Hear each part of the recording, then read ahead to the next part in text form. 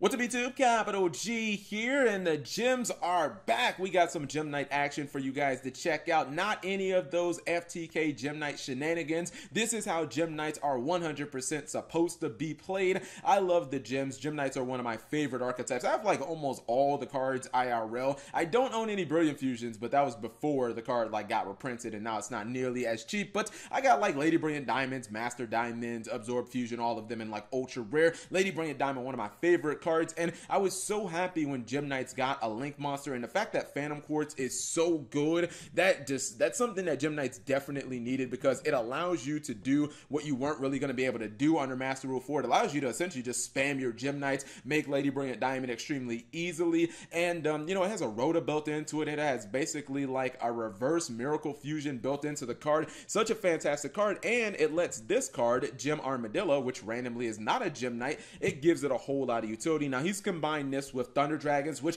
actually makes a lot of sense, because for some reason, a lot of the Gym Knight, like a lot of the Gym Knight fusions, or a couple of them are like Thunder types. So, you know, like this Gym Knight right here, Prismora, which is pretty good because it does have removal. This is a card that requires a Thunder monster. If you use any of your Thunder Dragons from your hand, send them to the graveyard, they can basically float. So it does kind of make sense. So let's go ahead and roll it, see how this is going to play out. I believe Armadillo might come down first. Nope, Foolish Burial first to get the Block Dragon in the graveyard. His opponent did go Bolt Thunder Dragon for no reason that I can see. Not exactly sure why he did that. He's going to fuse for Prismora, and that's not bad because Lazuli is going to let him add that normal bat to his hand. He then is going to use that Rhoda effect of Phantom Quartz, so it's pretty good. He's going to go ahead and banish Lazuli. He's going to summon another copy of Prismora, and here's where things are starting to get spicy. So he banished 3 monsters for his Block Dragon, but then he's going to use those 3 monsters. He's going to put them right back in his deck to fusion summon my favorite, the waifu, Lady Brilliant Diamond.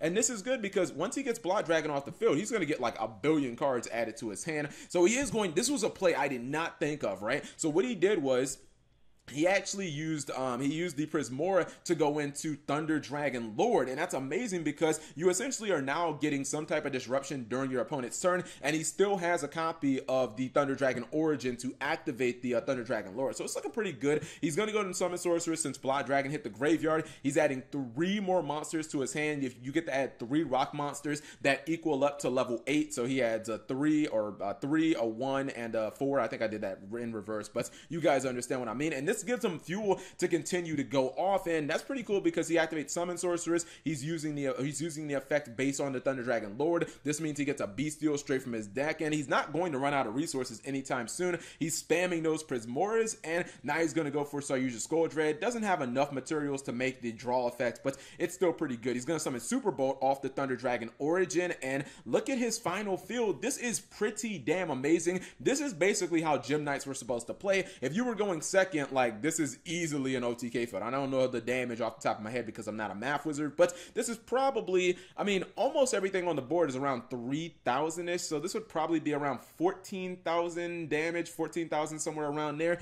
Now his opponent, if he had something like Regeki, he'd be fine, but unfortunately, he does not have the materials needed to be able to crack this board. He's going to get rid of the Blood Dragon, and that's good, but what's he going to do about that Thunder Dragon Lord right there? Because his opponent will probably just activate the Origin, which he does. He'll give his monster some attack, and he'll be able to go after that back row, that Skill Prisoner. He's going to go activate Gold Sarcophagus, which lets one of his Thunder Dragons float, and he's basically delaying the inevitable now. Super Bolt does protect itself, which is cool, but he's not able to win the duel because, well, he's not going to be able to win the duel because he doesn't have any cards on the field. But this is kind of this is a little reminiscent, and you guys will understand this when I do my Yu-Gi-Oh story on Dark Strike Fighter. There is one thing about Gym Knights that I like Lapis Lazuli when you use it like this. I just don't like it when you use it as an FTK burn damage card. I mean, it's basically, in this sense, it's being used to just finish the duel off. His opponent only has 1,500 life points left, so he summons it off of Lady Brilliant Diamond, and clearly he has enough monsters on the field to just burn. That's kind of how Dark Strike Fighter was when Crimson Crisis first came out. Some people call it the Synchro Cap format, when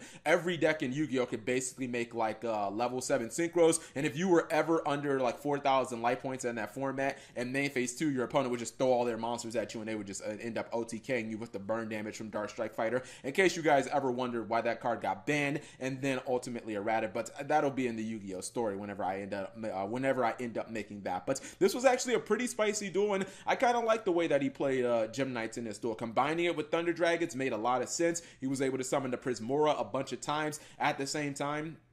Have his Thunder Dragons be quite effective and allowed him to make even more fusion monsters by playing the Thunder Dragons. And, you know, Block Dragon came in hot, which Gem Knights love because that's a card that when it goes to the graveyard, it allows you to get 3 more Gem Knight monsters and basically not run out of resources. So I'm going to pause for a quick second. I'm going to show you guys what the deck looks like.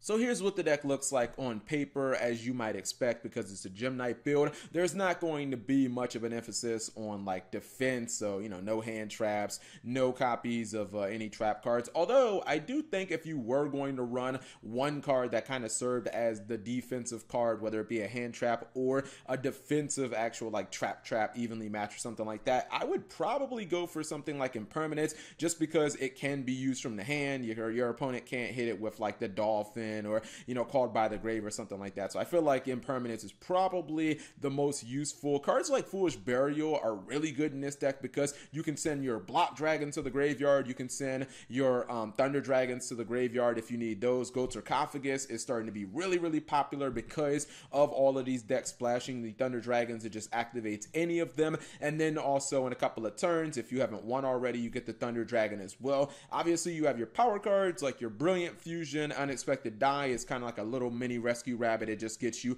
one of your vanilla Gemini monsters, or excuse me, your Gem Knights, not Geminis, Gem Knights straight on the field. And then this is the card Gem Knight Fusion that you're going to be using over and over and over and over again. So, I mean, I think this deck is actually pretty cool, and I think that it could be a version of Gem Knights to work on if you don't want to run like an FTK version, a deck that essentially has to win in its first turn. Although, you know, some of the FTK versions of Gem Knights can still just kind of like overwhelm you if you don't really have like much of a board. But because this one does make the Thunder Dragon Lord, this guy right here, you do get some legitimate disruption on your opponent's turn, because you can have one of those bolts or your origins in your hand, and you can actually have some non-targeting removal that your opponent is probably not going to be able to deal with.